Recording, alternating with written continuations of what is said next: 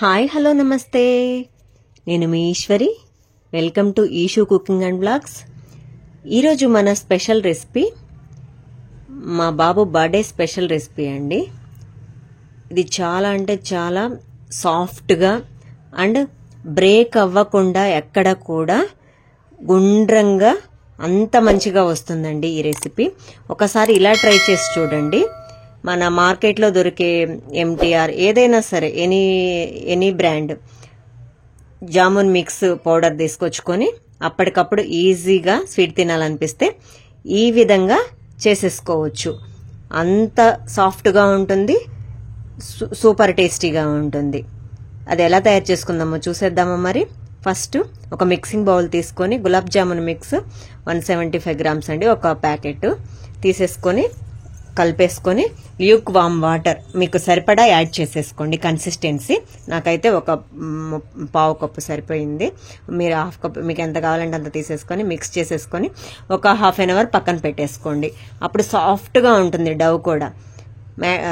అది పక్కన పెట్టేసుకున్న తర్వాత మనం దాన్ని తీసేసుకొని ఇలా వీడియోలో చూపిస్తున్న విధంగా స్మాల్ లెమన్ సైజు బాల్స్గా ఈ విధంగా రౌండ్గా చేసేసుకొని మొత్తం ఆ బ్యాటర్ మొత్తం ఇలా మొత్తం చేసేసుకొని పక్కన పెట్టేసుకుందాం. ఇప్పుడు షుగర్ సిరప్ రెడీ చేసేసుకుందాం.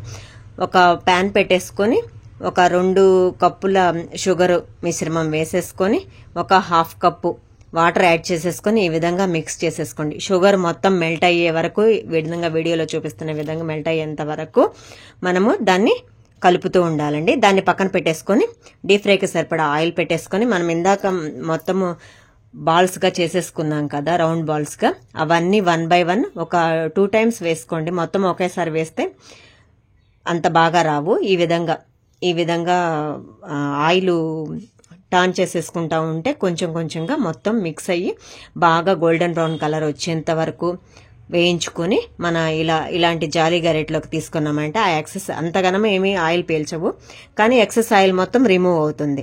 అవన్నీ ఒక బౌల్లోకి వేసేసుకుందాం.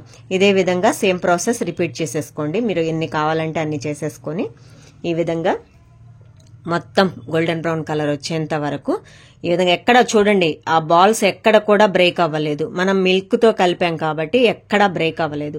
కొంతమంది వాటర్తో కూడా కలుపుతారు, అది మీ ఆప్షనల్. కానీ మిల్క్తో కలిపితే మాత్రమే ఇలా సూపర్ సాఫ్ట్గా స్పంజీగా ఎక్కడ విరుగుడు పగుళ్ళు రాకుండా ఈ విధంగా నీట్గా వస్తాయండి.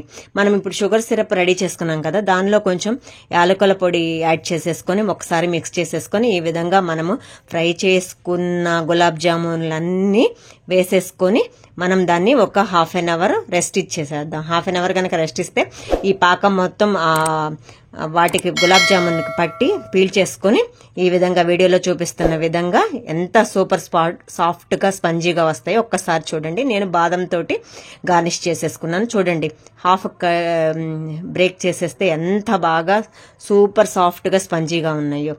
ఈ విధంగా చేసుకొని మీకు నచ్చిన విధంగా కొంచెం షుగర్ సిరప్ కూడా మీరు స్ప్రింకిల్ చేసేసుకోండి. దాని మీద బాదం కానీ పిస్తా కానీ ఏవి కావాలంటే అవి యాడ్ చేసేసుకొని మీకు నచ్చిన విధంగా గార్నిష్ చేసేసుకొని మీరు చక్కగా ఎంజాయ్ చేయొచ్చు. నా రెసిపీస్ కనుక మీకు నచ్చినట్లయితే లైక్ చేయండి, షేర్ చేయండి, సబ్స్క్రైబ్